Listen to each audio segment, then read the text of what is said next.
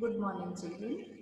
Today, let's do the poem Animals from a Term 2 syllabus, a poem by Walt Whitman.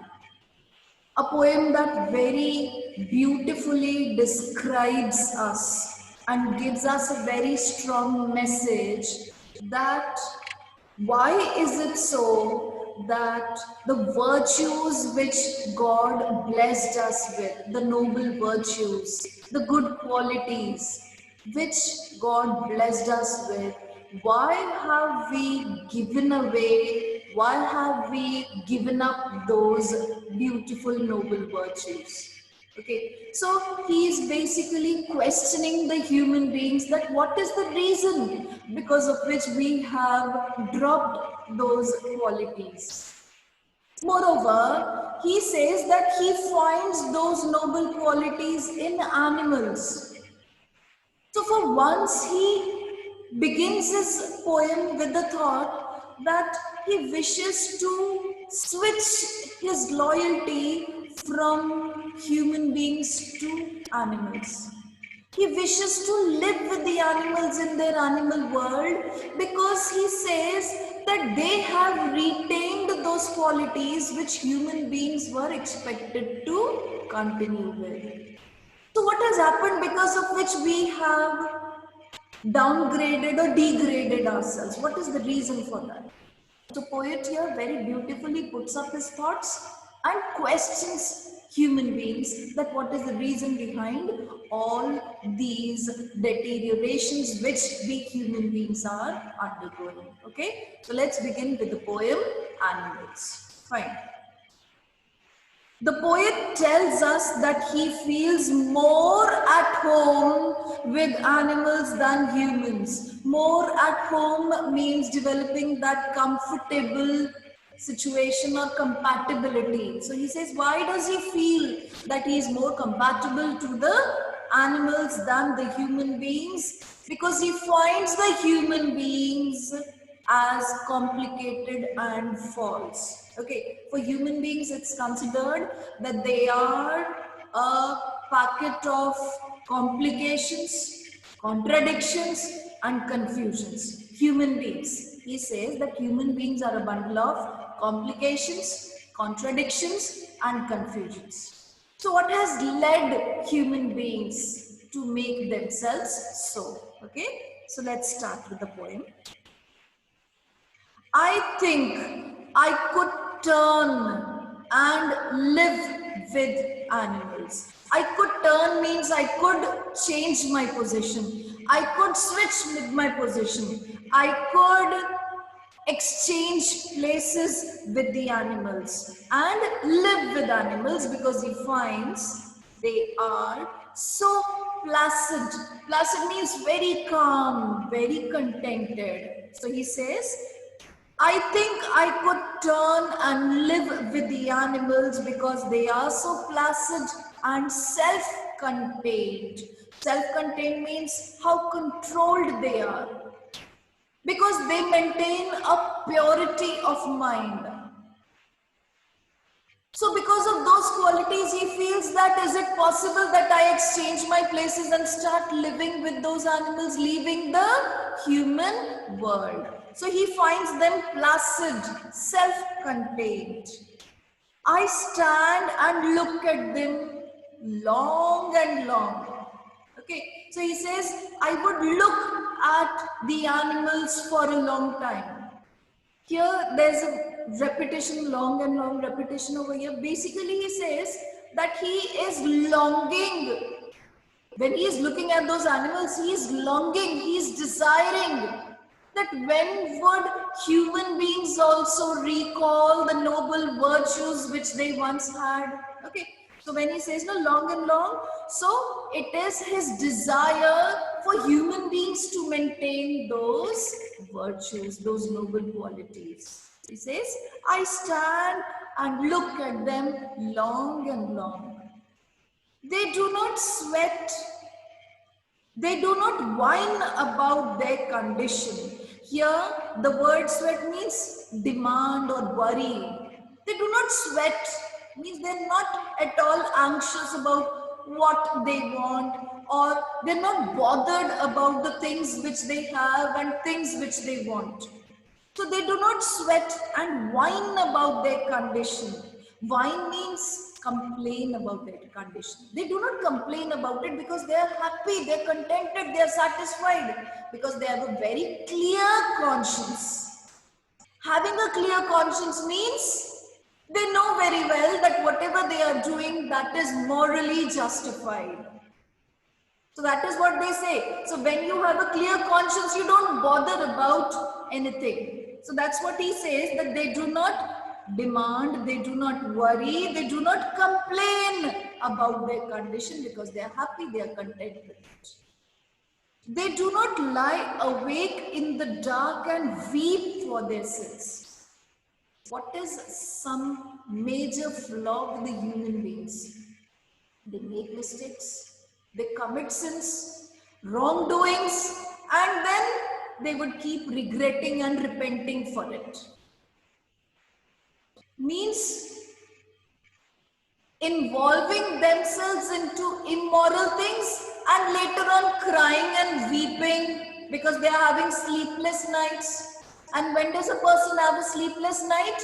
When he knows very well that he has done something wrong. So that's what he says about the animals. Animals have nothing like that because they know very well that their conscience is clear. They didn't get themselves involved into any wrongdoing. So when your conscience is clear, you would have a very restful sleep. But with human beings, they make mistakes, they commit sins, and then they have sleepless nights.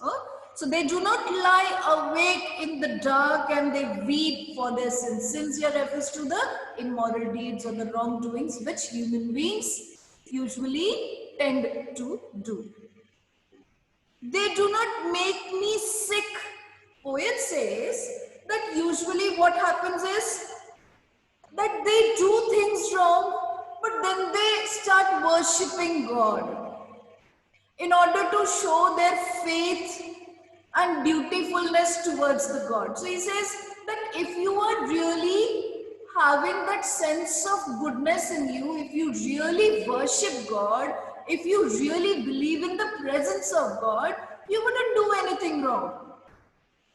So what is the use of you doing things wrong and then you regretting, repenting and saying sorry to God, apologizing God that yes, please make me forget or forgive me for all those wrongdoings which I have done. He says this is true sickness according to the poet. That when you know God exists, when you know God is watching over you, why are you involving ourselves into the wrongdoing? So that's what he says.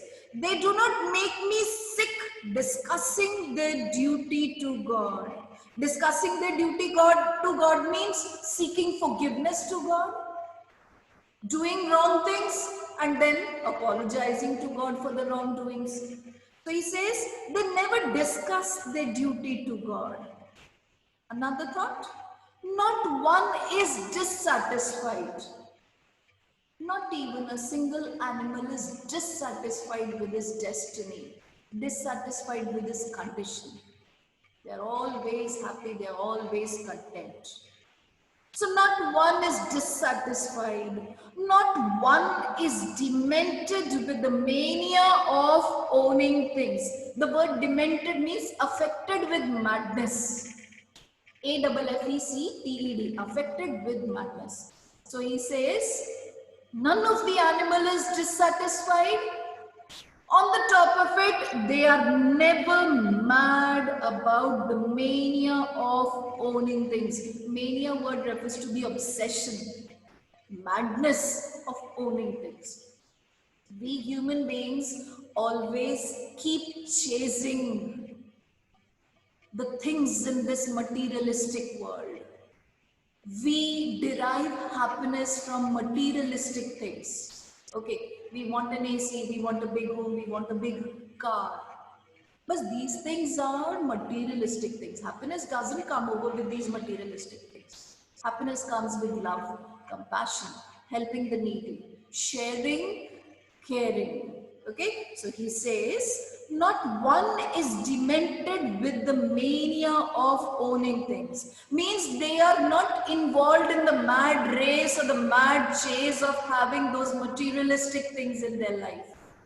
So they are not mad about those things which basically are refers to the luxurious things.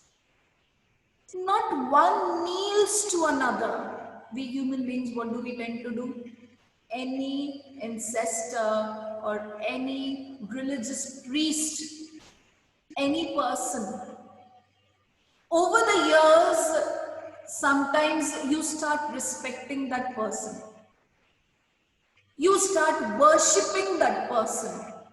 You start bending in front of that person, like many people did in front of the kings in the past, years back, when they were kings. So how did people used to express their respect towards the king? By bending in front of the king, by kneeling in front of the king. But animal world, everyone is equal. There is a sense of equality there. So he says, not one kneels to another. No animal kneels in front of the other one. Nor to his kind that lived thousands of years ago. Just like we human beings worship those priests, those gurus, those sages. Another thing is, not lived thousands of years ago refers to the ancestors. Suppose the ancestors have made some glorious achievements in the past, some heroic achievements in the past. So we start worshipping those ancestors. So, but animal world doesn't have all those things. So they don't kneel in front of anyone, nor they express a kind of no towing in front of any of their ancestors. Not one is respectable. Not one is respectable is the same thought repeated, that no ancestor or no priest or no guru or no sages are respectable to them because they follow a sense of equality. Not one is respectable or unhappy over the whole earth. Unhappy over the whole earth means they are uncomplaining. Uncomplaining because they're not expecting anything from anyone. Human beings have expectations. A parent expects from the child expects from the parents. But in animal world, there is no one expecting anything from anyone. That's what they say. They are uncomplaining about their destiny. So they show their relations to me. So they show their relations to me because those qualities which we human beings are expected to have, who is showing those qualities to the poet? The animals are showing those qualities to him. So he says, so they show their relations to me. Once human beings had those traits in them, but animals are showing those qualities. They evince them plainly in their possession. Evince means show something, reveal something. So they evince them plainly in their possession. In their possession means now onwards, as if they have started with the ownership of those noble qualities, which human beings were expected to have. But now the animals are showing their ownership over those noble virtues. Okay, so they bring me tokens. I'm sorry, I'll get back to the previous line. So they show their relations to me and I accept them. Accepts because he feels that there is a common touch there. They bring me tokens of myself. Tokens word here is a metaphor, children.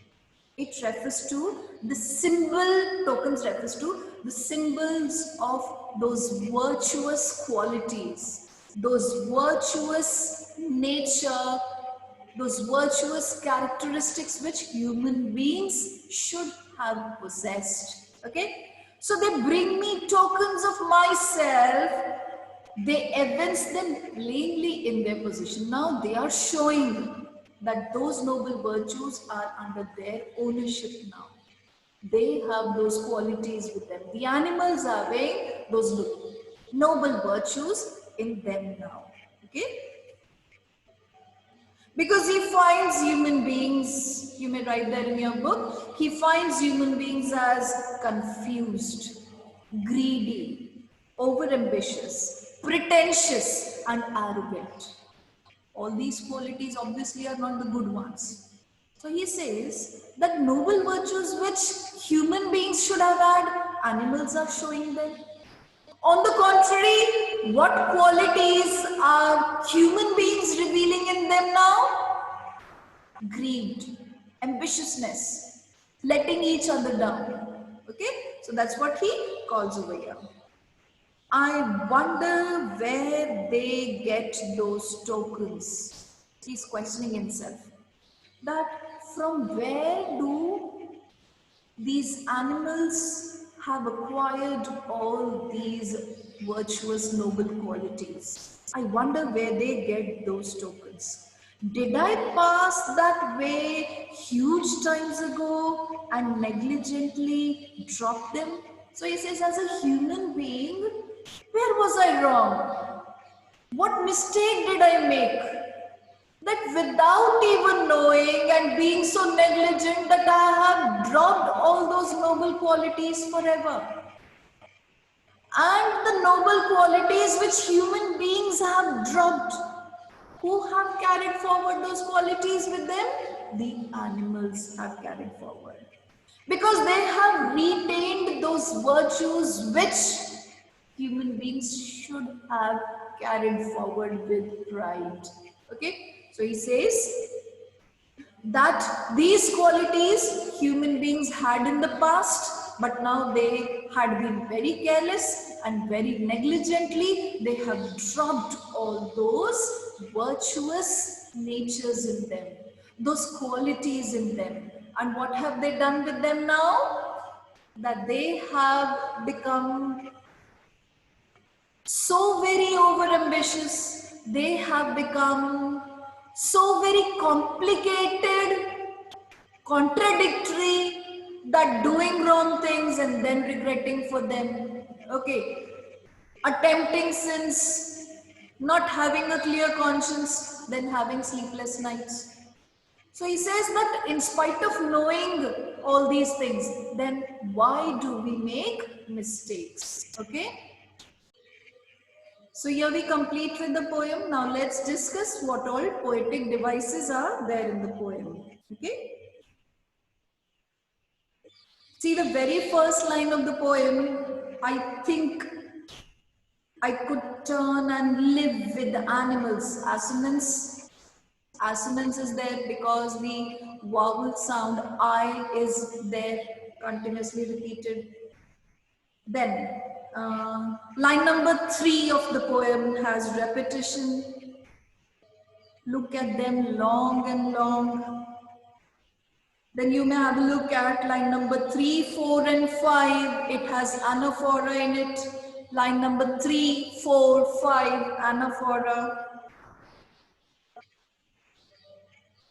Then there is this line, no, they bring me tokens of myself. Tokens words as a metaphor because it refers to all the inner qualities which human beings, according to the poet, should have had. Okay, which inner qualities? Basically the qualities of love, sympathy, contentment, innocence, which human beings should have had. So here there is metaphor. And now other than that, alliteration, you can yourself find out, children, what all words have alliteration in them. This one, make me wonder where. Second last line, I wonder where. Other than that, wherever you have alliteration, you know very well how to find them out. Okay, so with this, we complete with the poem, and in the next session, we shall be discussing our exercises and the assignments of the poem. Fine? Okay. Goodbye and take care.